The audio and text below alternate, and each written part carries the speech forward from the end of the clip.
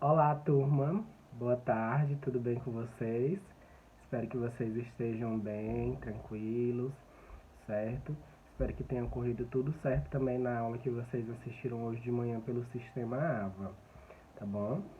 É, Nós estamos dando continuidade à nossa aula, né? Lembre que na aula passada a gente discutiu sobre instrumentalidade e serviço social, né? A relação que essa palavra tem com a nossa profissão de forma histórica, né? As contribuições que a instrumentalidade também tem trazido para o âmbito do serviço social. Fazendo uma retrospectiva, compreendendo que essa instrumentalidade não são os instrumentos técnicos, entrevista, né, visita domiciliar, mas a instrumentalidade é a capacidade, né, que é construída ao longo da história, né, e contemporaneamente, que faz com que o assistente social dê respostas profissionais para suas demandas, certo? Nós vimos também que o serviço social tem três dimensões que são indissociáveis, né? A dimensão teórico-metodológico, que são todas as teorias, né, que nós estudamos, que dão embasamento para a nossa ação profissional, né? Técnica operativa, que é quando a gente, a partir da teoria e a partir do teórico-metodológico, nós materializamos a nossa ação profissional. Há autores que dizem que nós, assistentes sociais, conseguimos ser vistos socialmente a partir dessa dimensão teórico-metodológica e técnico-operativo e ético-político, que é, né, o conjunto de legislações como o Código de Ética, a Lei de Regulamentação da Profissão e o projeto ético-político profissional, que nós também vamos discutir aqui, tá bom? Então, só fazendo essa retrospectiva para vocês poderem associar um assunto ao outro. Agora nós vamos discutir, inclusive, um tema novo. Não é que é um tema novo, mas na disciplina ele está sendo um tema novo, que é agora que eu estou colocando em pauta. Como eu falei para vocês, eu já havia ministrado essa disciplina em outras turmas, né? E aí eu não tinha colocado isso como pressuposto, né, para a disciplina, nas disciplinas anteriores, mas agora eu coloquei porque eu achei pertinente, né, porque é um campo que existe e é um campo que está crescendo na nossa profissão, que é a questão da assessoria e consultoria em serviço social, tá bom? Então vamos lá. Para a gente poder compreender o que é essa assessoria, o que é essa consultoria, a gente precisa também compreender, né, qual a importância da nossa profissão dentro da sociedade. E aí, se a gente olha para o serviço social, qual é o objeto de trabalho do serviço social? É trabalhar no enfrentamento das expressões da questão social que estão aí presentes, né? Só um instante, gente.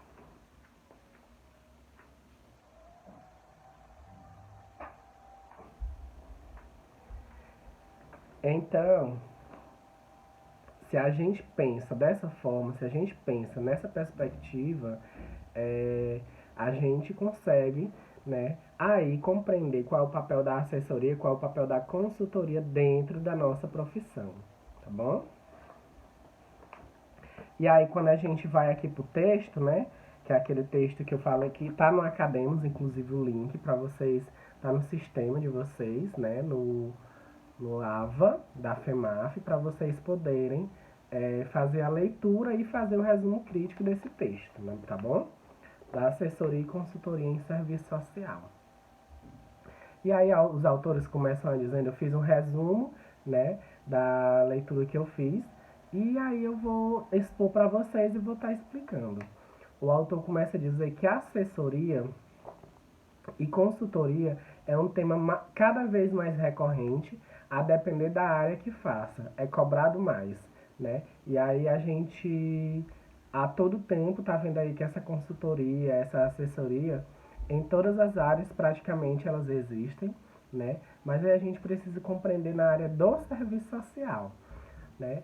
Existe pouca bibliografia no que diz respeito à assessoria e consultoria, porque agora que o serviço social, né, de uns 10 anos para cá, que vem trazendo essa discussão para o campo da operacionalização da sua prática profissional, tá bom? Então a gente diz assim, professor, me diga aí uns 10 livros sobre assessoria e consultoria.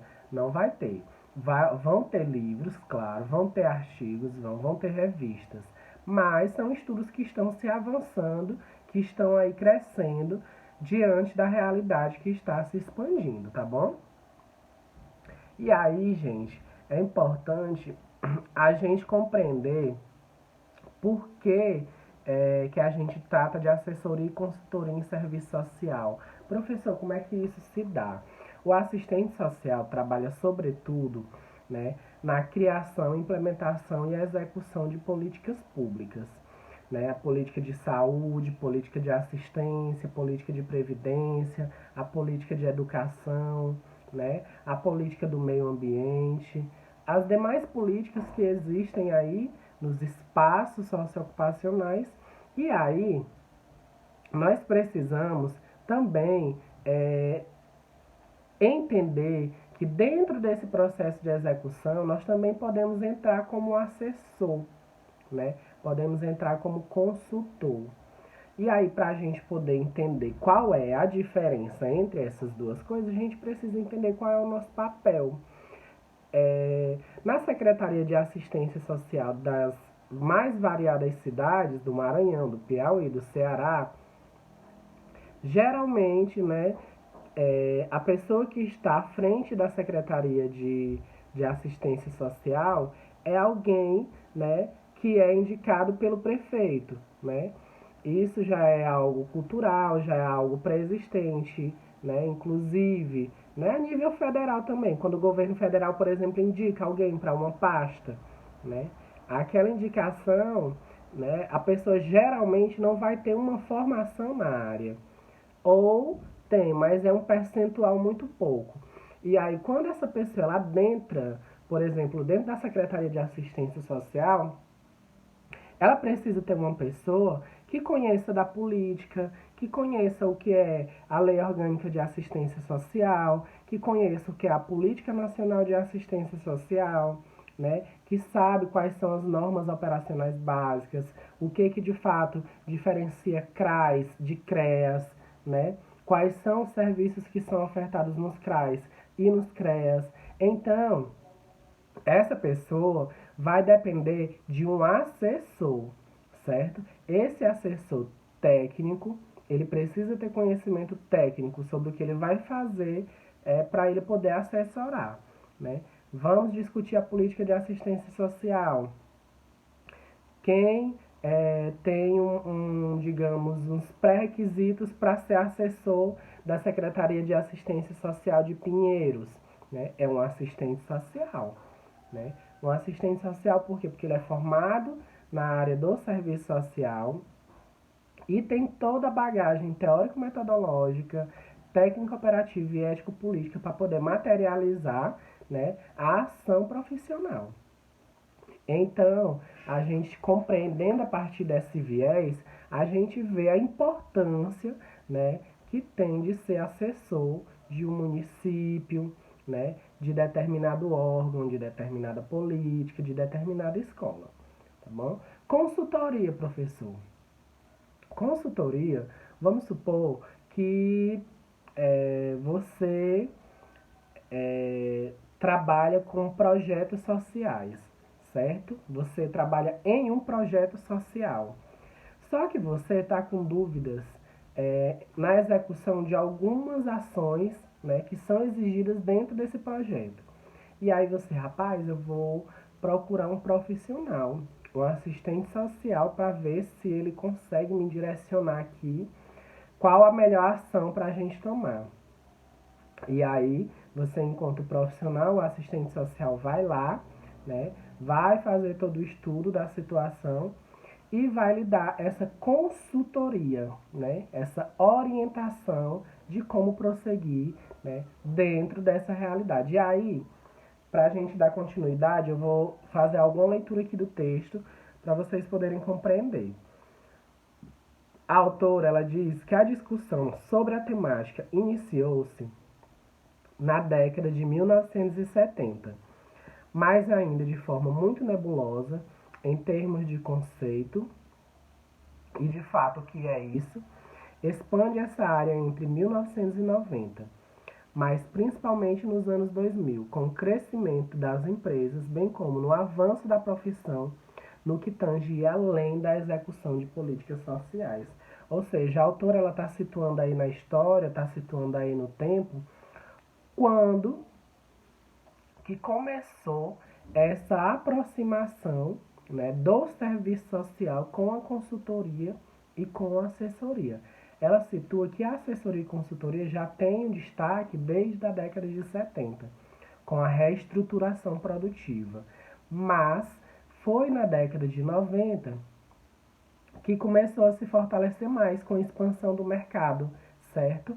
E aí, em contrapartida, o serviço social também estava tendo ascensão, né? Também estava crescendo, estava caminhando para o seu reconhecimento profissional, porque a nossa profissão ela só foi reconhecida em 93, com a Lei 8662/93, certo? E aí, gente, foi aí que começou essa aproximação do serviço social com a consultoria e assessoria de políticas públicas.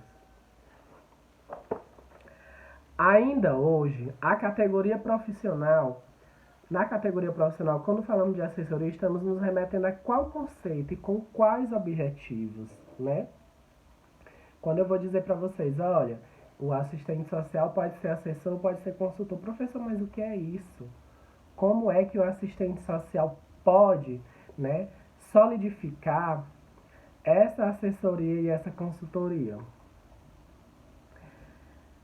Se observarmos a origem da palavra, né, Ferreira, em 1999, podemos entender que a assessoria é aquela ação que visa auxiliar, ajudar, apontar caminhos, não sendo o assessor um sujeito que opera a ação, e sim um propositor desta, junto a quem lhe demanda essa assessoria. Assim definimos assessoria e consultoria, né? Assessoria, o que é? É um processo contínuo e com perspectiva mais ampla, uma ação em conjunto com quem se assessora, no sentido da proposição e da avaliação, certo? Quando eu estou falando de assessoria, é um processo contínuo na perspectiva mais ampla, né? Ele até diz, é uma ação conjunta, é eu e a pessoa que eu estou assessorando, certo? No sentido da proposição e avaliação, né? Ou seja, o que a gente quer chegar com essa assessoria? Como a gente pode avaliar a nossa prática profissional a partir desse processo de assessoria. E tem também a consultoria, né? O conceito que diz que é um processo mais pontual, se trata, em resumo, de pedir uma opinião a um especialista e não há um trabalho contínuo. Ou seja, a diferença entre assessoria e consultoria está aí, porque a assessoria é um processo contínuo, é um processo que vai haver uma troca de informações entre quem está sendo assessorado e o assessor, e a consultoria é um especialista de determinada área que vai prestar os seus serviços a alguém, né? E não é de caráter continuado, é algo, né, excepcional, é algo temporário. A distinção entre essas duas palavras, né, assessoria e consultoria, é mínima. Consultoria vem da palavra consultar, que significa pedir opinião, portanto, consultoria é mais pontual que a assessoria, que remete à ideia de assistir, né? Devido à pequena diferença entre assessoria e consultoria, comumente, né, as pessoas têm essa confusão. Então, já entenderam qual é a diferença entre ser assessor e ser consultor. E aí, o autor, ele vale trazer a definição de Vasconcelos, 88, acerca da discussão. Quando Vasconcelos diz que Frequentemente, para que uma equipe ou assistente social solicite um processo de consultoria, é necessário que já tenha passado, ainda que precariamente, pela elaboração de um projeto de prática, objetivando com a consultoria respostas para algumas questões pontuais que dificultam o encaminhamento do mesmo. Ou seja, o assistente social, para solicitar uma consultoria, ele precisa ter um conhecimento prévio do que de fato ele quer com essa consultoria. Então é por isso que o autor Vasconcelos traz, né, essa pequena ênfase. Os processos de assessoria são também solicitados tanto por uma equipe como por indicação externa, mas neles nos deparamos com uma realidade diferente. As assessorias são solicitadas ou indicadas, na maioria das vezes, com o objetivo de possibilitar a articulação e preparação de uma equipe para a construção de um projeto de prática por meio de experts que venham assisti-la teórica e tecnicamente. Ou seja, a pessoa que vai prestar essa assessoria, ela precisa conhecer, né, teoricamente do que ela está trabalhando, tecnicamente e na prática, né? Porque, por exemplo, eu fui convidado para ser assessor de uma instituição, né, de um serviço que atende crianças e adolescentes em situação de risco e vulnerabilidade social. Os serviços de convivência e fortalecimento de vínculos que são ofertados no CRAS, vamos supor.